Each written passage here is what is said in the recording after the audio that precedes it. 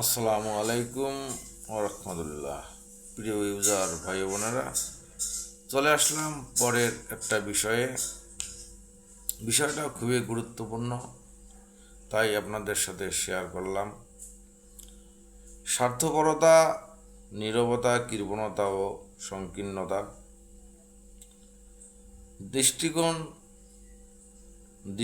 দৃষ্টিকে কোনো দিনেই মর্যাদা দান করা হয়নি। ধৈর্য, নিঃসঙ্গতা, দরতা ও আদর্শ পরায়ণতা এবং বীরত্ব উচ্চ আশা চিরদিনই শ্রদ্ধা পাবার উপযুক্ত গুণ হিসেবে গণ্য হয়েছে।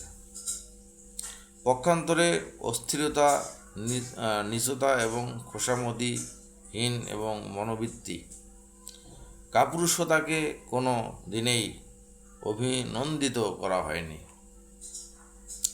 আত্মসংযম এবং আত্মসম্মান, জ্ঞান এবং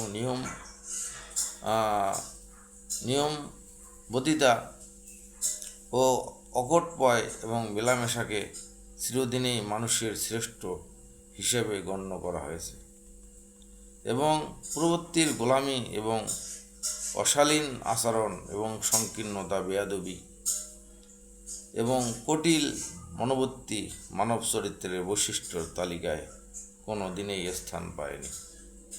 তাই আমরা এই সংকীর্ণতা, নীরবতা, অশ্লীলতা, ব্যবহাবনা এই জিনিসগুলো থেকে আমরা নিজেদেরকে মুক্ত করে রাখার চেষ্টা করব এবং সবসময় মানবতার